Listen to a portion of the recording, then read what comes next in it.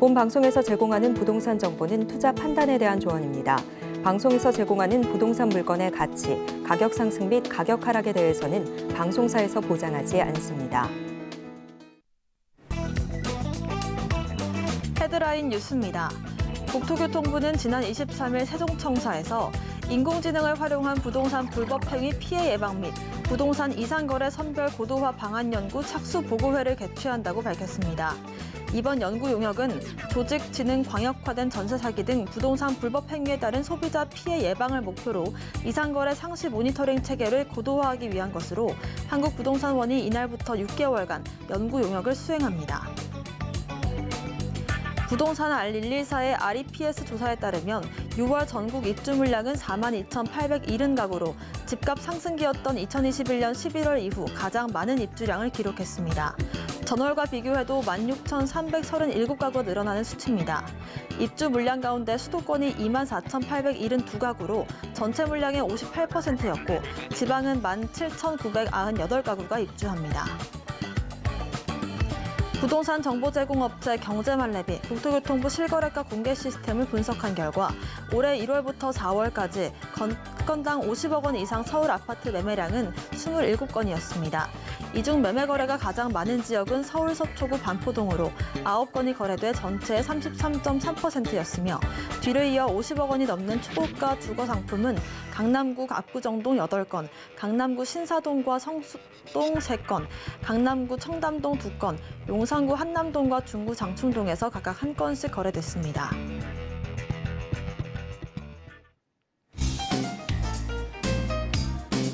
안녕하세요. 손에 잡히는 부동산 정보, 부동산 올인원 문다연입니다.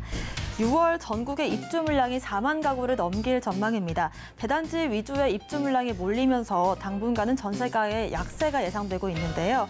현재 전세 가격이 큰 폭으로 떨어지고 있는 만큼 전세 만기를 앞둔 기존 단지들을 중심으로 해서 입주 물량의 주변 구축 단지까지 역전세 가능성이 나오고 있습니다. 오늘도 저희 부동산 올인원 함께 하시면서 슬기로운 투자 계획들 세워보시길 바라겠고요. 부동산 관련된 궁금증 있으시다면 전화번호 02-3153-2668번, 무료 문자번호 013-3366-0110번으로 남겨주시길 바라겠습니다. 오늘 방송은 유튜브의 서울경제TV 검색 후 실시간 스트리밍으로 함께 하실 수가 있고요. 저희가 방송에서 제공하는 정보는 전문가님의 조언일 뿐 부동산의 가치와 수익률 보장하지 않습니다. 서울경제TV와 서울경제신문 당사 브랜드입니다. 최근 당사를 사칭한 피해 늘고 있으니까요. 각별한 주의도 부탁드립니다. 그럼 지금부터 부동산 올인원 본격적으로 시작합니다.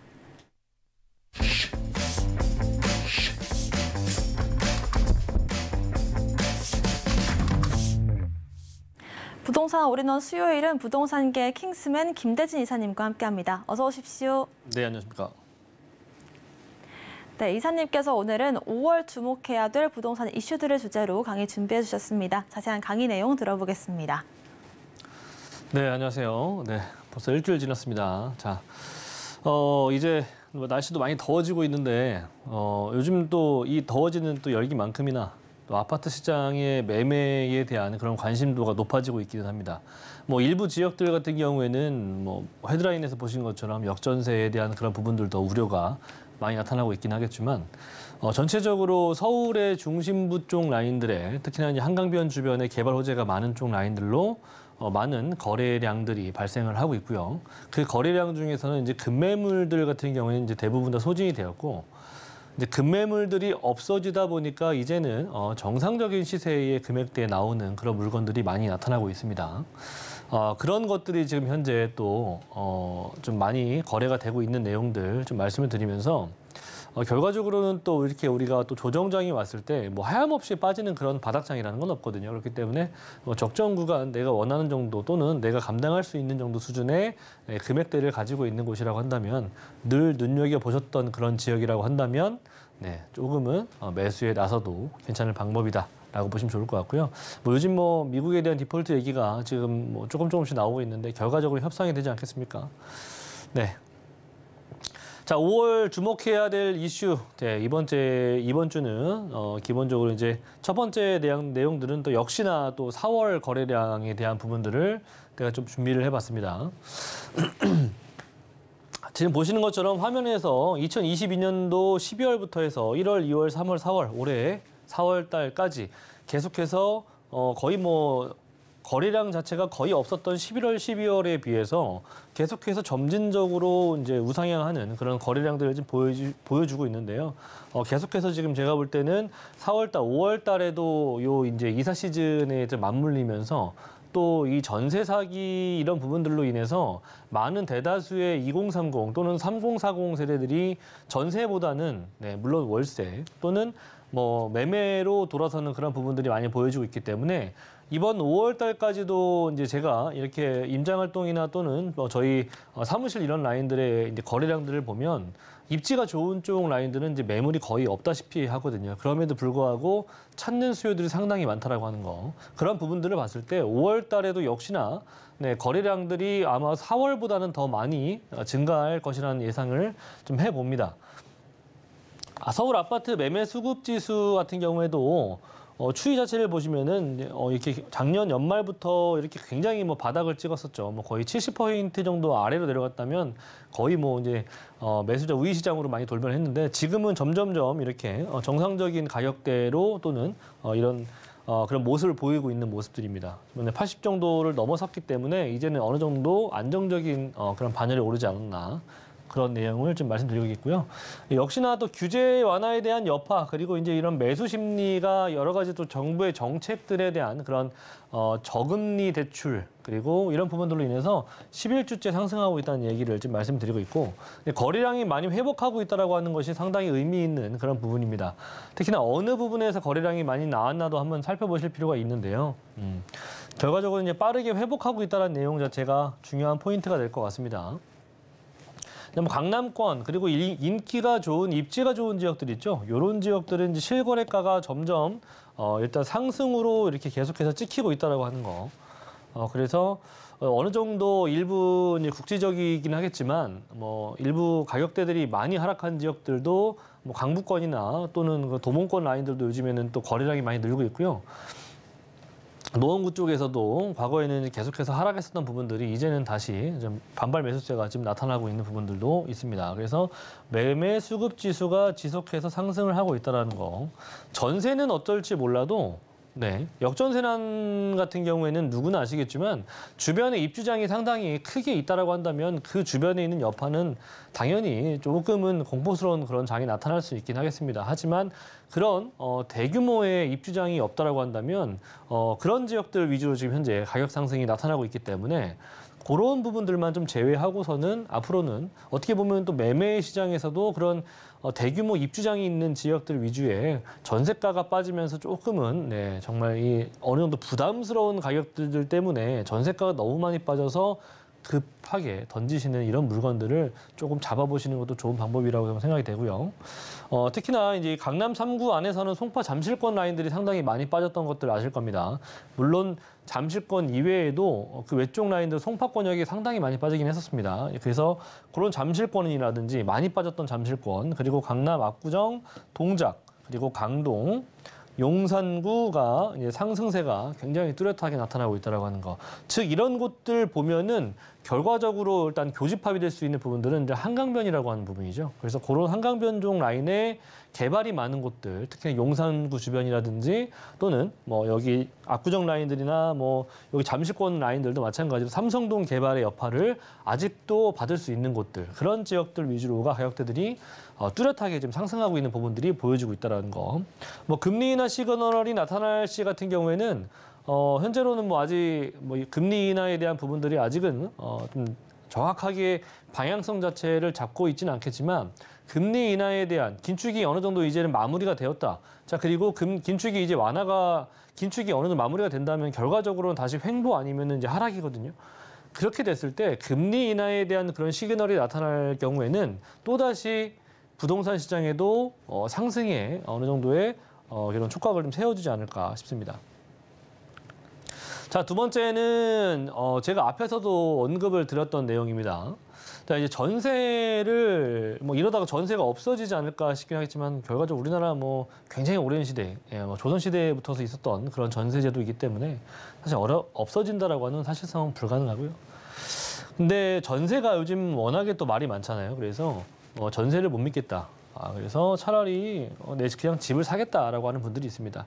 이왕에 그냥 살 바에는 정말 입지 좋고 뭐 다세대 오피스텔이라고 하더라도 좀 입지 좋은 곳에 그런 곳에 또는 개발이 조금 어느 정도 좀 흔적이 좀 있는 곳들 이런 곳들 위주로 좀 차라리 매수를 하겠다라고 하는 그런 심리가 많이들 작용하고 있는 것 같습니다. 자, 서울 30대가 이제 전세보다는 매수 비중이 지금 늘고 있다는 얘기가 많이 나오고 있고요. 실질적으로 3월부터 4월 달 거래량 중에서 30대가 차지하는 비중이 상당히 높을 정도 수준으로 지금 30대 같은 경우에는 뭐 일단은 올해 전세나 임대보다는 좀 매수에 좀 포지션을 많이 두고 있다. 자, 뭐 과거에 우리가 영끌에서 집을 샀던 그런 이런 연령대들도 거의 30, 40 세대 아니었습니까? 그런 세대가 주축이 되어서 지금 현재 또 매수 거래량이 나타나고 있다는 거죠. 자, 올해 들어서 이제 규제 완화가 많이 됐었던 것들 아실 거고요. 그래서 이제 30대 매수가 집중되고 있다. 전세 사기가 상당히 무서운 부분들이 이건 상당히 좀 오래 갈 것 같아요. 아무래도 보니까 특히나 이 전세 같은 경우에는 아파트 뭐 조금 평수를 줄이더라도 다세대, 오피스텔의 조금은 위험성이나 이런 것들보다는 아파트로 가겠다라고 하는 그런 마인드가 좀 많이 돌아선 것 같고요. 조금은 작아도 좀 더 안전한 그런 아파트로 가겠다라고 하는 분들. 물론 뭐 개중에는 뭐 다세대 주택이라든지 오피스텔 보증보험이 들 수 있는 그 정도 금액대에 들어서는 금액이라고 한다면 뭐 보증보험이 있으니까라고 해서 그런 쪽으로 많이들 가시는 분들도 있긴 한데 더러 이전에 이제 아파트 그런 거 아예 신경 쓰고 싶지 않다. 아파트로 해서 가시는 분들도 많이 있습니다. 그래서 전세보다는 이제 또 전세를 보시다가 결과적으로는 또 대출이 가능하다면 그냥 차라리 내 집을 사자라고 하는 사람들도 많이 나타나고 있다. 자, 영끌족의 이유 있는 반항이죠. 매수 행진을 계속해서 나타나고 있다는 거. 이게 너무나도 사회적인 이슈가 상당히 컸었나 봅니다. 충격적인 부분들도 많이 있었고요. 그래서 그런 심리 자체가 많은 부분들이 이제 일단은 뭐 한번 전세 한번 살아보고 이런 것들 내용들보다는 그냥 이왕이면은 입지 좋고 살기 편한 곳에 인프라 갖춘 곳에 그냥 사자라고 하는 그런 부분들이 많이 있습니다. 자, 아파트 매수 비중이 가장 높은 이제 지역별로는 이제 강서가 오히려 이 광서에서 많이 터졌거든요. 그런 내용들이 거의 뭐 이런 그 전세 사기의 시발점이라고 할 수 있는 부분들이 이제 거의 서울의 서쪽 라인들이거나 인천발 이런 부분이었는데 오히려 이제 강서 쪽 라인에서는 그런 이유들 때문에 또 매수세가 진행이 많이 되고 있다. 그래서 성동구, 뭐 금천구 이런 금천구도 마찬가지죠. 영등포, 그리고 동대문구, 도봉구. 종로구, 강북구 순으로 이렇게 매수세가 집중적으로 나타났다라고 하는 내용들 말씀드리겠고요. 그래도 전반적으로 이제 가격대들이 많이 좀 등락폭이 있었던 라인들이 좀 많이 있습니다. 그래서 강서라든지 금천, 뭐 동대문이라든지 도봉, 뭐 강북순 이런 라인들이 가장 또 하락폭이 좀 컸었기 때문에 조금은 어느 정도의 매수 자체가 좀 부담스럽지 않은 금액까지 내려왔다라고 하는 그런 전반적인 이미지가 있는 것 같습니다. 자, 마지막으로 이제 세 번째인데요. 제가 앞에서도 이제 한강변 라인들이라든지 개발 호재가 많은 쪽 라인들로 매수세가 조금 집중을 좀 되고 있다는 얘기를 말씀드렸고, 그 매수세가 물론 우리나라에 내국인도 있었긴 하겠지만 외국인도 상당수 많이 있다라고 하는 거 제가 그런 부분을 좀 빠짐없이 말씀드리고 싶고요. 외국인들은 지금이 어떻게 보면 좋은 기회다라고 하는 그런 생각들이 있는 것 같습니다. 자, 용산 재개발에 대한 그런 본물 터지듯이 용산의 이런 국제업무도시 라인들의 개발로 인해서 그 용산에 위치하고 있는 지역들의 좀 오래되고 낙후되고 상당히 불편했었던 지역들의 재개발에 대한 내용들이 계속해서 지금 나오고 있습니다. 뭐 서계동 같은 경우에도 지금 현재 이제 구역 지정을 앞두고 있고요. 그리고 청파 라인들도 일부 지역들 지금 진행하고 있고요. 1가 라인이라든지 2가 라인들도 일부 지정이 진행하죠. 근데 이제 이번에 이제 3가 라인들이라고 할 수 있는 남영 역세권 도시 정비 사업도 지금 현재 진행 중이라고 합니다. 그래서 지금 현재 뭐 이쪽 라인들 같은 경우에는 교통이 상당히 좋죠. 일단 강북구 라인들에서는 교통의 허브라고 할 수 있을 정도 수준의 서울역과 용산역을 끼고 있는 라인이기 때문에 일단 입지적으로 굉장히 우수하고, 근데 그럼에도 불구하고 주변에 굉장히 낙후되어 있는 그런 주거 환경들을 갖추고 있습니다.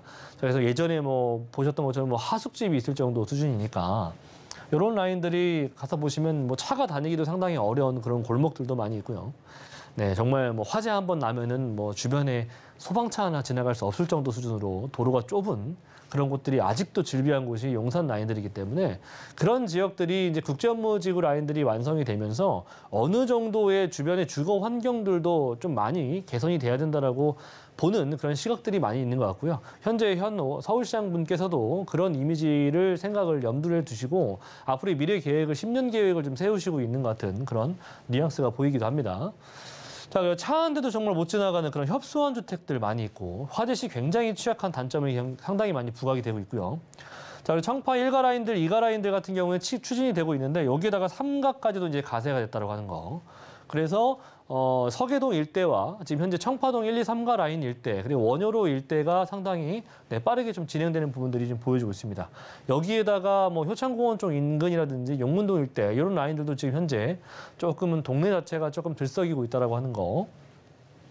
자, 역세권 재개발 같은 경우에는 사실 이런 지금 현재로는 재정비 사업 모델 중에서는 역세권 모아타운이라든지 뭐 신속통합 이런 내용들보다는 역세권 시프트 이거 역세권 재정비 사업이 상당히 포지션이 상당히 좋습니다. 정비 모델 자체들도 일반적으로 조합원들이 가져갈 수 있는 그런 혜택들이 상당히 크기도 하고요.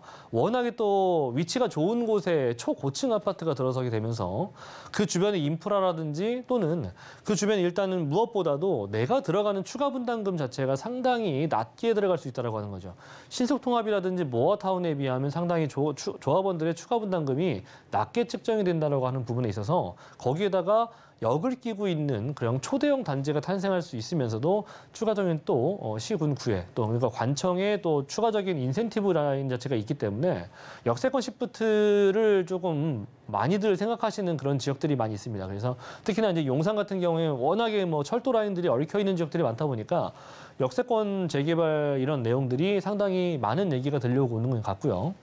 그래서 일단은 민간과 원주민들의 가장 또 이점이 많은 부분이 바로 이 역세권 시프트 개발이기 때문에 제가 과거에서도 한 몇 개월 전에 한 말씀드렸죠. 재개발에 대한 얘기를 한번 제가 이런 단계별로 제가 말씀드렸는데 역세권 시프트가 상당히 지금 현재로서는 2024년도까지는 굉장히 좋은 모델일 수가 있습니다. 그래서 지금은 현재 재개발 모델들 중에서도 역 주변에 있는 곳에 역세권 시프트 개발이 상당히 빠르게 많이들 진행되고 있다는 얘기를 좀 드리면서 지금은 우리가 어떻게 보면은 아직도 아파트 가격이라든지 뭐 전세가가 좀 하락을 했다 하더라도 아파트 가격이 워낙에 또 높은 금액은 사실입니다. 거기에다가 전세가가 아무리 낮아졌다고 하더라도 20, 30%가 빠졌다 하더라도 그래도 높은 가격인 건 사실이에요.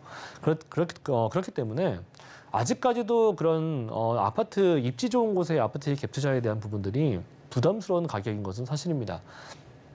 그래서 지금은 많은 분들이 뭐 내가 4, 5억, 6, 7억 정도의 금액이 없다라고 한다면 이런 역세권 시프트라든지 재개발 가능성이 있는 지역들에 조금 임장 활동을 좀 발빠르게 하셔서 움직여 보시는 분들이 많이 늘어나고 있습니다. 특히나 제가 누누이 말씀드리고 있죠. 요 개인 상담을 많이 하다 보면은 그러신 분들이 상당히 많이 있어요. 벌써 남들 움직이지 않을 때 벌써 이미 그 물 밑에서 벌써 움직이시는 분들이 많이 있다고 하는 겁니다. 그러신 분들이 좋은 물건들을 벌써 선점을 하시고 좋은 시장일 때, 투자하기 좋은 시장일 때 가져갈 수 있는 좋은 물건들이 많이 있기 때문에 부동산의 투자라든지 또는 뭐 실거주 이런 것들을 좀 고민해 보시는 분들 같은 경우에는 조금은 남들이 움직일 때 같이 움직이지 마시고 남들이 움직이지 않을 때 관심을 조금 밖에 두고 있을 때 움직여 보시는 것을 적극적으로 추천드리도록 하겠습니다. 네, 이렇게 5월의 부동산 시장 상황부터 이슈들 또 용산을 포함한 재개발 이슈들까지 정리를 해주셨습니다. 김대진 이사님의 무료 상담 자리도 안내해드리겠습니다. 지금 시점에서 1, 2억으로 잡아야 할 재개발 예상 지역을 주제로 무료 상담 진행하실 예정인데요. 자세한 일정과 예약 문의는 02-3153-2668번 통해서 주시길 바라겠습니다. 저희는 무료 상담 자리 화면으로 정리해보겠습니다.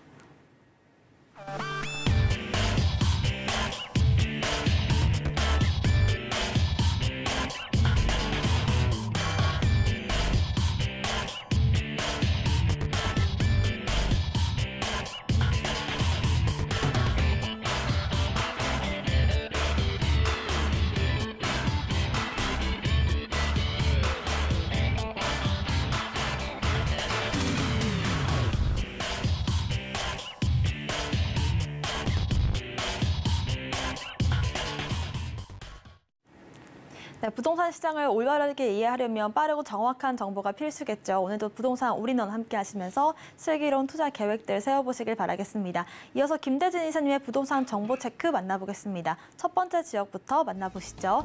김대진 이사님의 첫 번째 지역은 서울시 서초구 양재동입니다. 3호선과 신분당선 양재역 역세권에 위치한 상가고요. 시세는 18억 원에서 18억 5천만 원으로 예상되고 있습니다.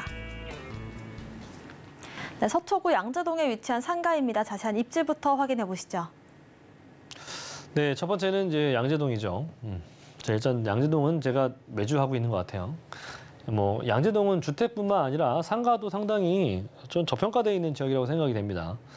수익률이 상당히 어느 정도 그 강남 3구에 비교해서 보시면 양재동 같은 경우에 수익률적인 부분들이 좀 남다르긴 합니다.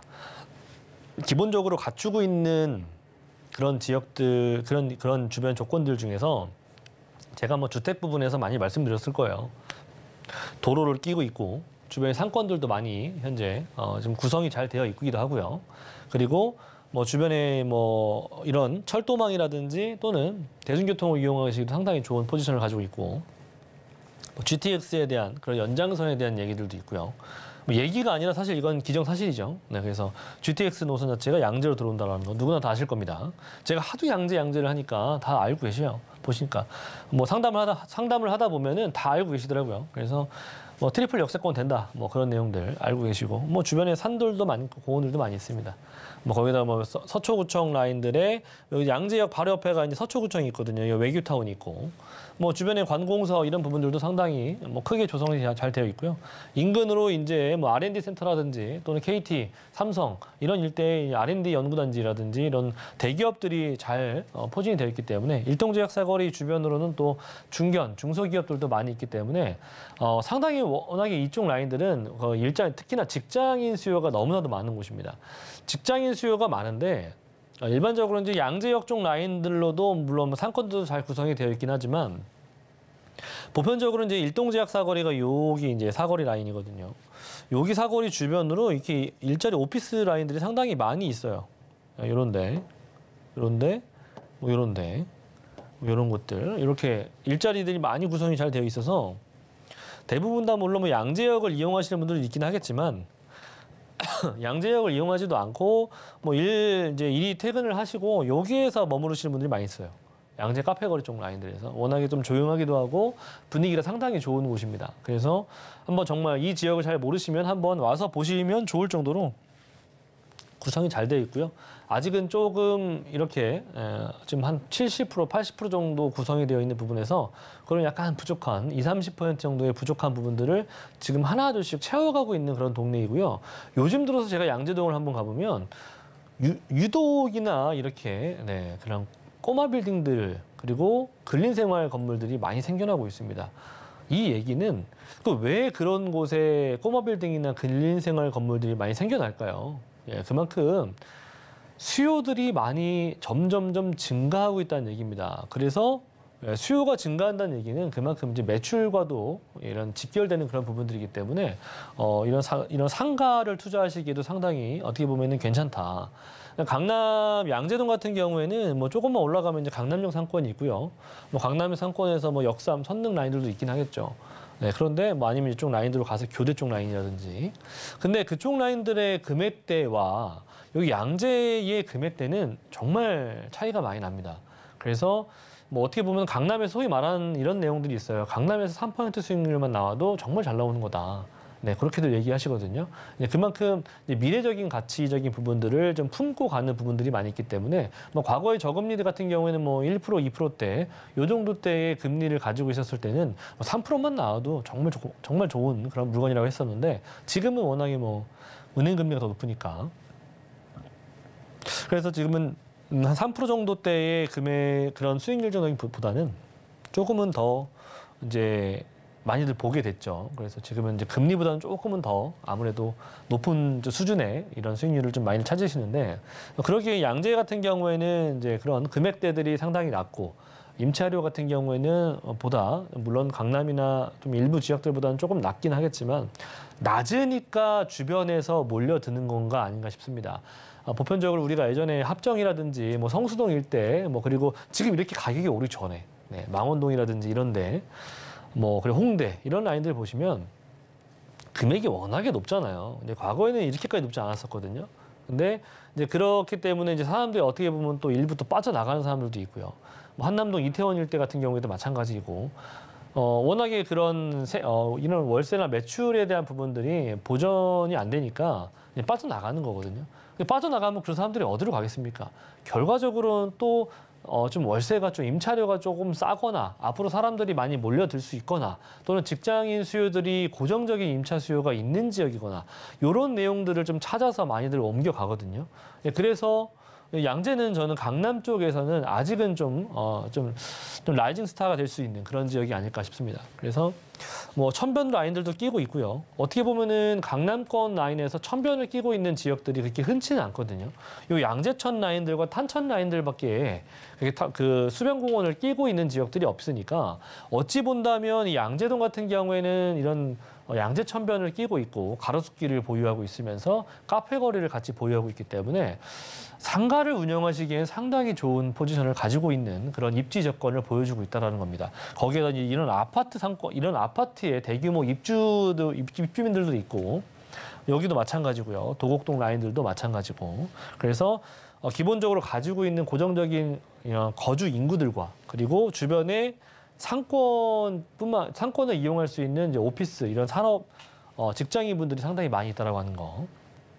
주변에 뭐 기본적으로 가지고 있는 산업 벨트들이 많이 있기 때문에 많은 사람들이 오고 갈 수 있는 그런 지역 중에 하나이기도 하고요. 제가 앞에서 이제 말씀드렸던 내용들이 요겁니다. 서초 행정타운이라든지 또는 뭐 캠퍼스, 뭐 중소기업단지, 개포동, 네.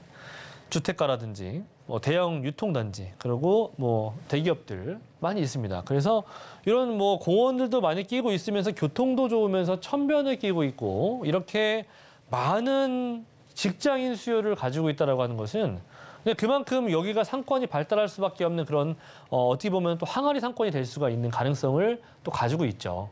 물론 항아리 상권을 될 수는 없긴 했지만 이 안에서 저는 중요한 포인트는 뭐냐면 누구나가 다 이런 수변공원을 끼고 있는 쪽 라인들을 좋아한다는 겁니다. 그래서 뭐 애완동물을 좀 데리고 산책하기도 편하고 애완동물 데리고 나와서 차 한잔하기도 좀 편하고 이런 그런 지역들이 강남 3구 안에서 이렇게 흔치 않다라고 하는 거죠. 그래서 그러기에는 양재동이 충분한 메리트를 가지고 있는 그런 지역이다. 교통도 좋기 때문에 기본적인 상주 인구와 고정적인 인구가 계속해서 발생할 수밖에 없는 지역이에요. 워낙에 편리한 교통망들과 도시철도망들을 가지고 있기 때문에 일단 한 번 들어오면은 웬만해서는 잘 나가고 싶지 않겠죠. 네. 뭐 조금만 내려가면 뭐 판교라든지 고속도로 타기도 편하고 외곽 타기도 편하고요. 강남으로 연결되어 있는 고속도로가 워낙에도 많기 때문에 그리고 주변에 또 상가뿐만 아니라 기본적으로 양재동 카페거리 쪽 라인들의 상가를 뭐 주변에서 또 임차 또는 많은 유동인구가 발생할 수 있는 또 이런 개발 호재들도 많이 있습니다. 뭐 이렇게 롯데칠성 부지라든지 코오롱 부지 이런 개발들이 결과적으로는 이제 큰 대형 오피스 빌딩으로 완성이 되거든요. 그렇게 된다면 결과적으로 상업시설과 업무시설들, 쇼핑시설들이 들어올 수밖에 없다라고 하는 겁니다. 네, 이런 부분들도 추가적인 이런 유동인구가 발생할 수 있는 그런 대표적인 이유 중에 하나죠. 그리고 GTX 노선. 네, 제가 요거를 이제 주택 부분에서 제가 많이 말씀드렸는데, 뭐 주택도 좋습니다. 상가도 좋고. 이유는 뭐냐면, 뭐 간략하게 한번 말씀드리자면, 강남에서 이렇게 딱 세 군데만 들어가죠. 네, GTX A 노선과 C 노선이 삼성역과 수서역과 양재역만 들어갑니다. 현재로서는 말이죠. 뭐 D 노선 같은 경우에는 강남역까지도 완성이 된다고 하는데, 그거는 뭐 아직 계획도 아직 없으니까. 네. 일단은 확정된 것은 이거죠. 그 양재에 그 수많은 인구들이 오고 가고 직장인들이 발생할 수가 있으니까 여기에다가 GTX를 넣는 거거든요. 그렇죠? 그러니까 마찬가지로 양재는 네. 양재는 사람이 많이 늘어난다라는 얘기입니다. 자, 그리고 GTX 노선뿐만이 아니라 신분당선에 대한 부분들도 양재에서 뭐 여기 용산까지 갈 수 있는 또는 양재에서 판교까지 갈 수 있는 그런 노선을 보유하고 있는 것도 상당히 큰 메리트가 될 수 있고요. 그래서 제가 뭐 한 번에 또 늘 말씀드리는 게 뭐냐면 이렇게 한 번에 갈 수 있는 유일한 노선은 신분당선 하나다. 그 신분당선이 양재에 들어간다는 겁니다. 강남역이 아니고요. 그죠? 양재에 들어간다는 거. 양재 왜 넣었을까요? 그죠? 경부고속도로 지하 사업 같은 경우에도 뭐 서울시에서 용역을 이미 착수가 들어갔기 때문에 결과적으로 지상공원, 지하 고속도로 이렇게 완성이 되는 걸로 보고 계시면 됩니다. 중요한 포인트는 뭐냐면 이렇게 서초 IC 옆에 있는 양재가 그런 또 혜택을 받을 수 있는 곳에 네, 가장 또 어떻게 보면 혜택을 받을 수 있는 곳에 들어가 있다라고 하는 거죠. 그래서 경부고속도로 지하 사업도 마찬가지로 양재동에는 또 큰 이런 여파를 미칠 수 있는 그런 개발 호재 중에 하나다. 그리고 이런 그 R&D 플랫폼 시티 개발도 지금 양재동으로 많이들 몰려 있습니다. 그래서 양재동 주변으로 이렇게 1존, 2존, 3존 형태들로 해서 지금보다 더 많은 형태의 직장인 인구들이 나타날 수가 있는, 발생시킬 수 있는 그런 내용들이 많이 있다라고 하는 게 주 포인트고요.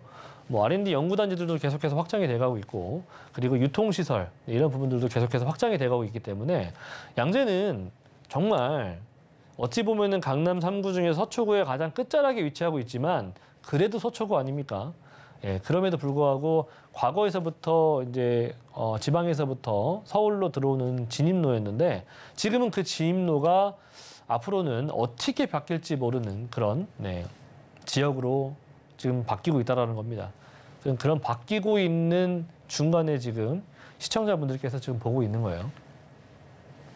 자, 요거는 이제 상가에 대한 전용 면적 60평 정도 되는 그런 사이즈라고 보시면 될 것 같고요. 평당 한 3천 정도를 가지고 있습니다.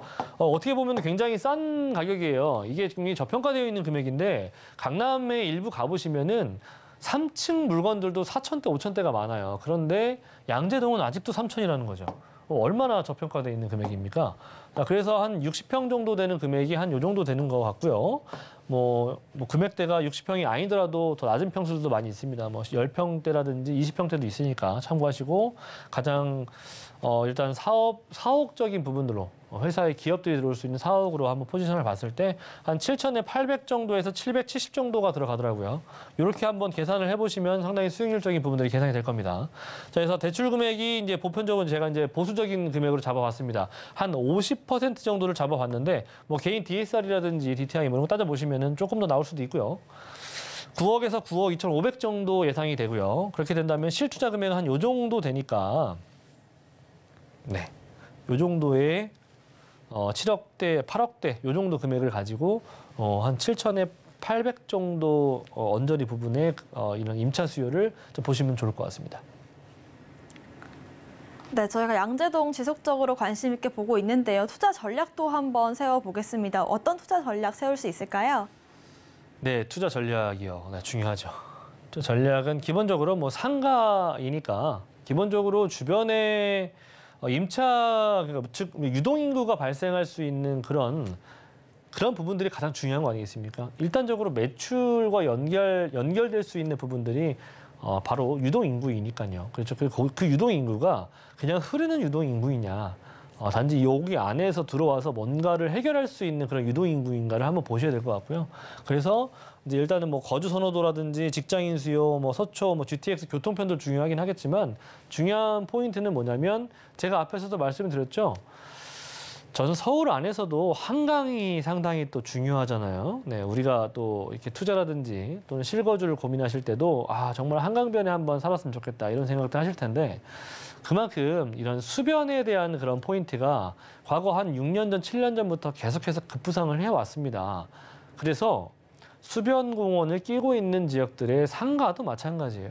그런 부분들이 끼고 있는 지역이 굉장히 또 희소하지 않습니까? 청계천 라인들도 유일하게 어떻게 보면은 서울 시내 한복판에서는 거의 어떻게 보면 청계천 라인들이 유일하고요. 그리고 강남 쪽, 이남 쪽 라인 쪽에서는 요 양재천변과 찬천 정도가 천변을 끼고 있는 지역이기 때문에 이런 라인들이 가장 희소성을 가지고 있는 지역이에요.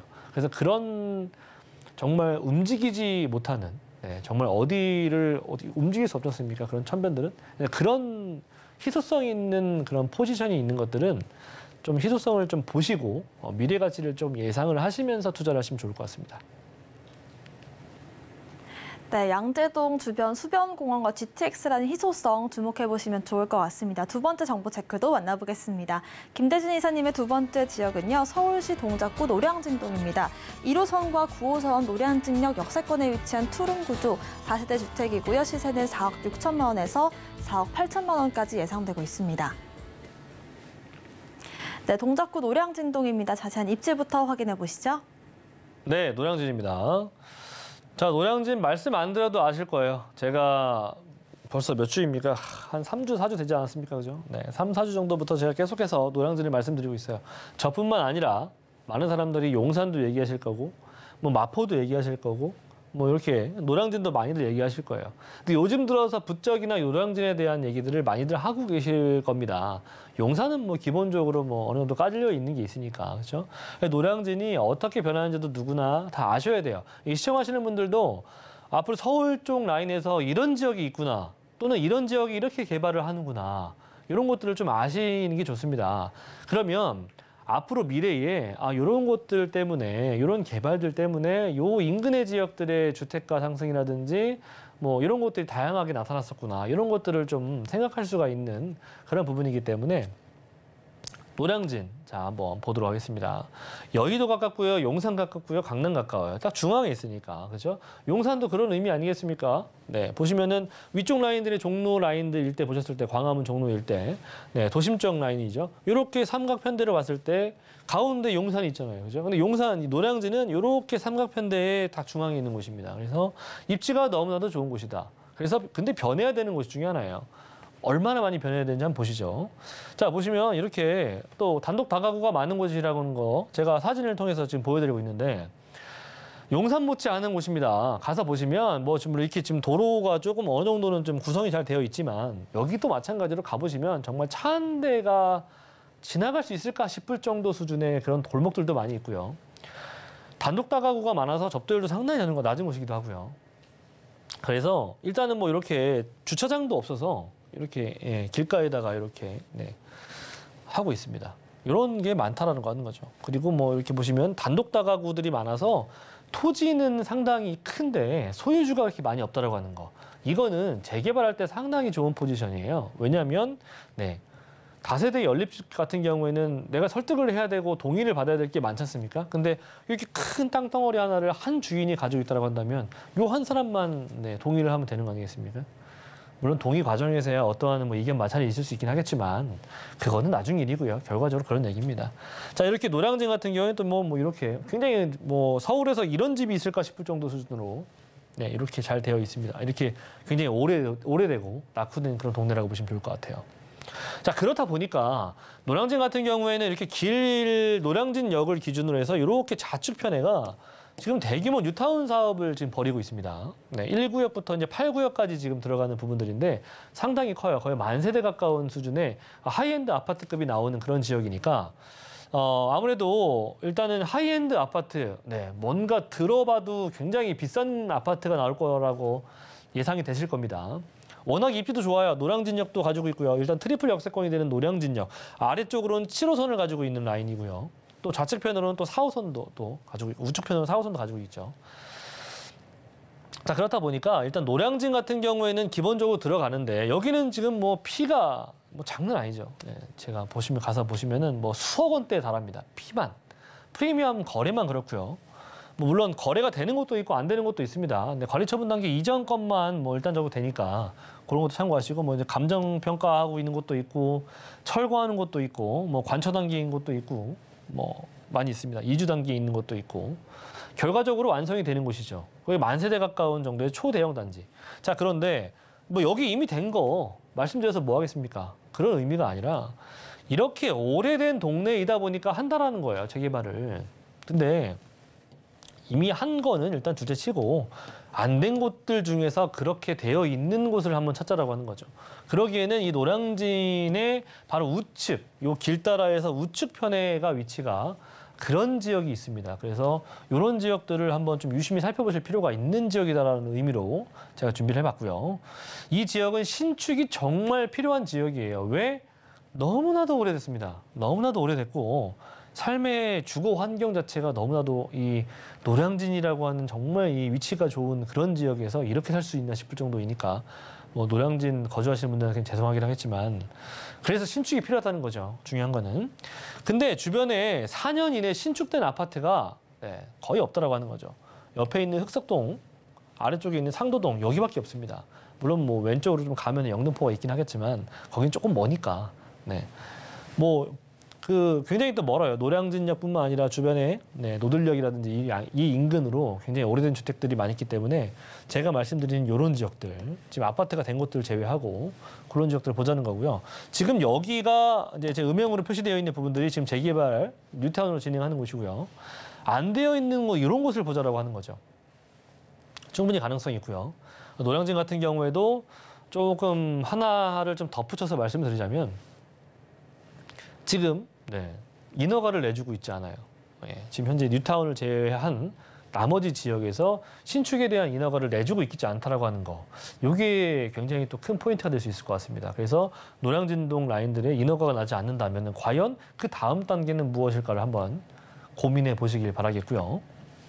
서부선 라인들도 생길 것이고요. 고양 창릉 라인들까지도 올라가는 거니까 여의도권역을 지나서 신촌 라인들까지도 올라가는 그런 노선이 바로 또 노량진에도 완성이 되고요. 바로 위에 용산이 있다라고 하는 거. 용산 개발 누구나 아실 거고요. 개발 백화점이라고 다들 아실 겁니다. 그게 바로 길 건너편에 위치하고 있는 노량진에도 큰 여파를 미칠 수 있는 그런 개발 계획이라는 거. 다시 한번 말씀드리겠고요. 자, 그래서 금액이 얼마인데? 보시면 투룸 금액입니다. 투룸 정도 사이즈의 집은 6평 정도 이상을 보시면 좋을 것 같고요. 금액대가 너무나도 착해요. 합정 라인들이 지금 현재 5억 원대를 넘어가고 있는데 노량진 이렇게 입지가 좋은 곳 안에서 4억대 중반밖에 하지 않습니다. 자, 금액대는 임대 금액, 주변에 아까 사진에서 보신 것처럼 워낙에 노후화되어 있는 주택들이 많다 보니까 신축도 거의 없어요. 99% 없습니다. 그래서 연립에 대한 투자를 하시기도 상당히 어려운 조건이에요.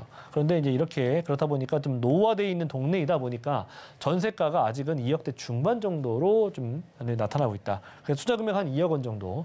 월세도 마찬가지. 월세 투자하신다면 대략적으로 한 2억 3천 정도 대출이 가능할 거라 예상이 되고요.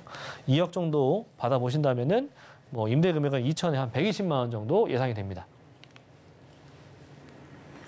훌륭한 위치의 동작구 노량진동 소개까지 들어봤습니다. 이어서 다음 정보 체크도 만나보시죠. 김대진 이사님의 세 번째 지역은요, 서울시 강동구 고덕동입니다. 9호선 센터공원역 역세권에 위치한 3룸 구조, 다세대 주택이고요. 시세는 4억 9천만 원으로 예상되고 있습니다. 마지막 지역 강동구 고덕동입니다. 자세한 입지부터 확인해 보시죠. 시간 참 빠르네요. 마지막 시간입니다. 자, 마지막 지역인데 고덕동이에요. 제가 계속해서 말씀드리고 있죠. 또 여기는 또 희소식이 또 있다고 합니다. 지금 어떻게 보면 이제 좀 요거에 대한 내용들은 방송에서 언급을 해도 되는지 모르겠지만 고덕동 라인들이 일부 제가 말씀드린 2-2지구라든지 2-1지구 쪽 라인들에 지금 동의서진구가 진행을 하고 있다라고 하는 그런 내용들이 들리고 있어요. 그래서 지난주에 나왔던 내용들이니까 참고하시면 좋을 것 같고요. 일단 고덕동은 기본적으로 철도, 도로 이런 곳들이 잘 되어 있는 곳 중에 하나이고요. 물론 주변에 학군도 좋습니다. 그리고 신축 아파트들이 점점점 이렇게 미사에서부터 고덕 아랫라인부터 명일 그리고 고덕 일부 이렇게 라인들이 점점 아파트화가 지금 진행이 되고 있는 곳 중에 하나이고요. 명일 쪽 라인들도 오래된 아파트가 많아서 앞으로 이제 재건축이라든지 이런 것들을 좀 보시는 분들도 많이 있기도 하고요. 그런데 제가 그런 곳 중에서도 강동구 안에서 유일하게 제가 지금 현재 천호동을 제외한 어떻게 보면은 이제 고덕동을 계속 말씀드리는 이유가 있습니다. 천호동이야 8호선 라인들 타고 가면 잠실 가깝고요. 강남 워낙에 가까우니까 그죠? 그쪽 라인들은 거의 강동구 안에서도 거의 송파권역이 붙어 있는 쪽 라인이고 이 강동구 고덕동 같은 경우에는 끝자락에 붙어 있는 라인들이긴 합니다. 그런데 천호동도 마찬가지고 고덕동도 마찬가지예요. 보시면 이렇게 한강변 라인들을 가까이 두고 있고요. 도로 간선도로망이 올림픽대로를 타기도 상당히 수월하기도 하고요. 남구리아이씨 타기도 좀 상당히 좋기도 하고요. 그러니까 지방 이동성이 상당히 좋습니다.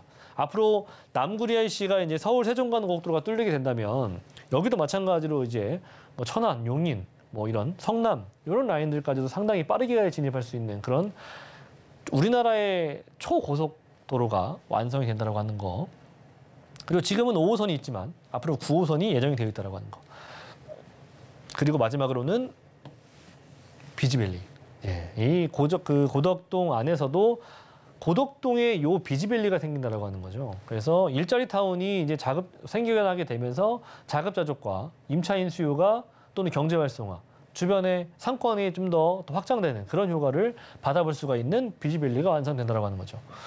뭐 서울의 진입이 좋다라고 하는 것은 뭐 제가 말씀 안 드려도 사진으로만 보셔도 아실 겁니다. 그렇죠? 도로망이 워낙 좋다 보니까 네, 자가로 이용하시 상당히 좋고요.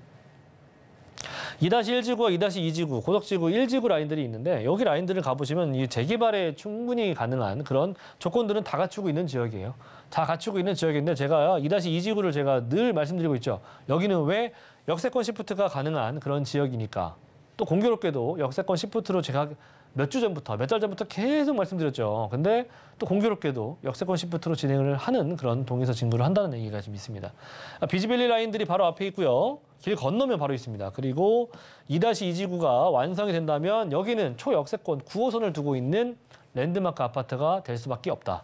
공원 양쪽이 끼고 있죠. 아래쪽 라인으로 초등고등학교가 다 있습니다. 그래서 큰 길 건너지 않아도 학교를 다닐 수가 있는 초등학교, 중학교, 고등학교를 정말 지근거리에 다닐 수 있는 그런 단지가 탄생한다는 거죠. 그래서 2-2지구는 정말 중요하게 눈 씻고 보셔야 되는 지역이고요. 여기는 필히 임장 활동을 하셔야 되는 그런 지역입니다. 저 말고도 많은 분들이 많이 얘기하셨어요. 한강변 라인들이 있다 보니까 뭐 유연정 라인들, 뭐 그 3040 서울 플랜 있죠. 이런 내용들 보면은 서울의 한강변 라인들로 이렇게 유연적인 이런 가이드라인 제시한 게 있죠. 그래서 2040 서울 기본도시계획 라인들도 충분히 부합될 수가 있는 내용들이기도 하고 천편일률적인 이렇게 똑같은 아파트가 아닌 이렇게 초고층화 아파트가 나타날 수가 있는 곳이 바로 이런 초역세권 단지의 한강변 주변이다라고 하는 거 아시면 좋을 것 같습니다. 주변에 지식산업센터 그리고 중소, 중견기업들도 많이 있는 곳이기도 하고요. 그래서 일자리 상주 인구도 상당히 많은 곳이면서도 앞으로 비지밸리가 완성이 된다면 어떤 게 들어오느냐. 호텔, 컨벤션 등등 복합 네트워크 시티가 조성이 될 것이고요. R&D 형태들의 그런 뭐 바이오뿐만 아니라 이런 부분들이 많이 들어오게 되면서 일단은 굉장히 고액 연봉제들도 많이 들어올 것이고요. 유통 상업 시설들이 일단은 기본적으로 확장이 되기 때문에 주변에 살고 계시는 분들의 삶의 질도 상당히 상승하는 그런 효과를 받아볼 수가 있는 부분이고요. 대기업을 비롯한 중소기업 150여 개가 입점한다는 얘기는 그만큼 임차 수요가 늘어난다는 얘기죠. 그래서 이렇게 보시면 고용 창출 효과가 약 4만 명 정도가 예상이 된다고 하는 거. 이보다 더 같거나 높을 수 있습니다. 자, 그래서 이렇게 바로 어디? 2-2지구 바로 길 건너편에 생긴다고 하는 거야. 이게. 그리고 9호선도 바로 앞에 초역세권이 생기고요.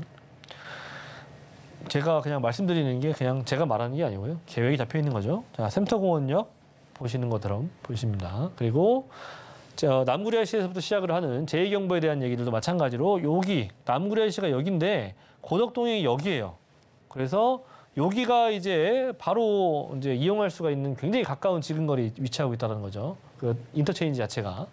그래서 서울 세종간 고속도로 완성이 된다면 결과적으로는 뭐 동시다발적으로 완성이 되는 부분이겠지만 1단계, 2단계, 3단계가 한 번에 완성이 된다면 서울에서부터 세종시까지도 70분대로 단축이 된다고 하는 거. 요거를 이용하시기에는 서울에서 이렇게 와야 되는 부분들이지만 고덕동 같은 경우에는 바로 이용이 가능하다라고 하는 거죠.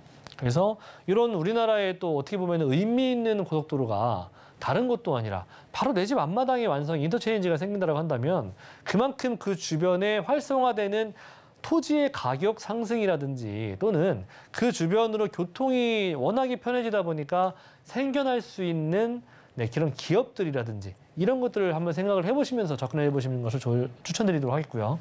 2룸 아니고요. 3룸입니다. 방 3칸짜리인데 금액이 정말 이거 실화인가 싶을 정도입니다. 자, 4억 9천만 원 정도예요. 재개발이 충분히 가능한 지역인데도 불구하고 금액대가 저평가되어 있는 수준이 아닙니다. 너무나도 초저평가되어 있는 곳이고요. 임대 금액은 2억 9천에서 3억 정도, 그래서 투자 금액은 2억 원 정도. 대출이 가능하시다면은 대략적으로 여기도 월세도 마찬가지로 2억 원 정도가 필요할 것이라 예상이 되고요. 3천에 130만 원 정도가 예상이 됩니다.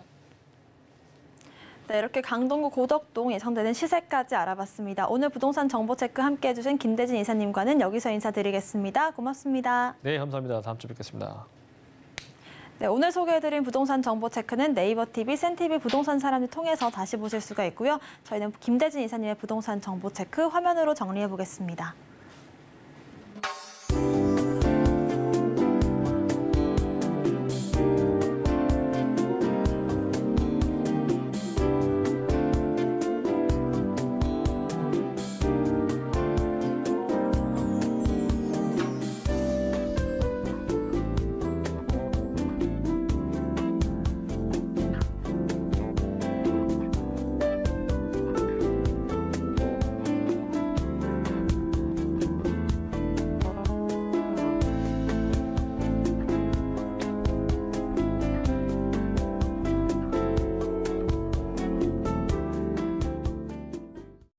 본 방송에서 제공하는 정보는 전문가님들의 조언일 뿐입니다. 부동산의 가치와 수익률 보장하지 않고요. 당사를 사칭한 피해도 조심하시길 바라겠습니다. 오늘 방송은 서울경제TV 홈페이지, 네이버TV, 센TV 부동산 사람들 통해서 다시 보실 수가 있고요. 방송 끝난 이후에도 궁금하신 점 있으시다면 전화번호와 문자 통해서 주시길 바라겠습니다. 오늘 저희가 준비한 소식은 여기까지입니다. 시청자 여러분 고맙습니다.